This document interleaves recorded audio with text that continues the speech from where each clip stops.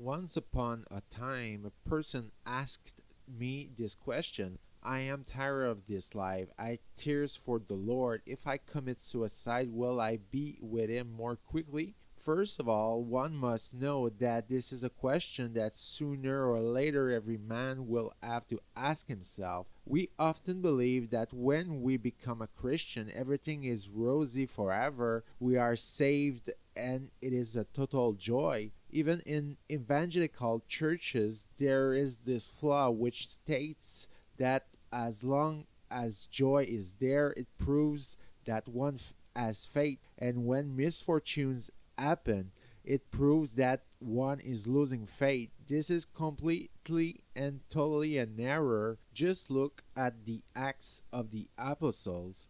In the beginning, full of zeal, the apostles are full of grace and charisma, and in the end, these same apostles, without ever having betrayed, are locked up in prison.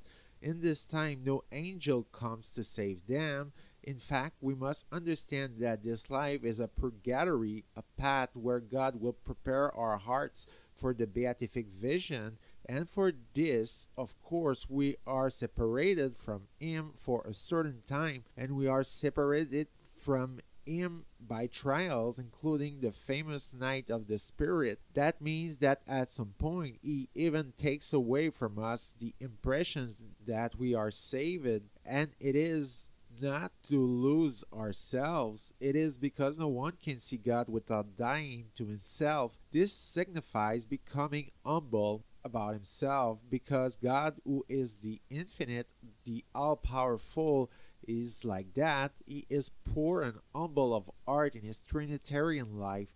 So to see him, the minimum is to resemble him in this aspect. That answers the question: if I commit suicide so badly on earth in this purgatory in order to get closer to God more quickly, I will not gain a single second. All that I will not have acquired on earth in humility, in a prepared heart, I will have to acquire in the other world. This is what we call the purgatory that follows this life, and this is very concretely how it happens most of the time. When people commit suicide, first of all, they find themselves very much alive with a ghostly body outside their body, and he or she begins by seeing what? The consequences of those they left upon earth. I will be told, but those who are not one left don't suffer from that.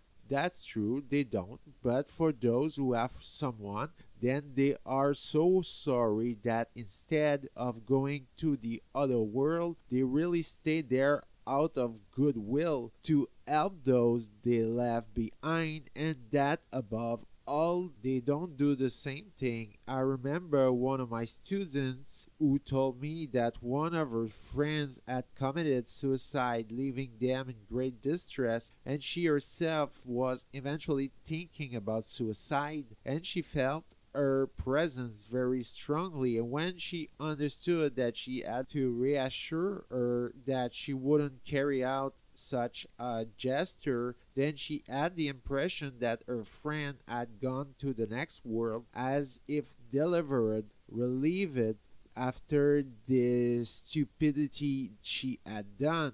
The next step is to stand in front of Jesus. And of course, Jesus does not condemn those who are poor sinners who have made these kinds of mistakes, but the person understanding that he cannot see his divine essence until he has acquired this humble art, obviously repents of his act and freely mingles in purgatory, which follows the last judgment. There he will live that same night of the Spirit, except that it will be much more terrible, because there is nothing to relieve himself, to occupy himself. We think of the Lord all the time, and there is nothing to extinguish this pain by suicide. So the purgatory that sometimes follows this life makes it possible to reach or arrive at the same thing, but in a considerably more difficult way than the time spent on this earth, which finally leads to the same thing but in stages. So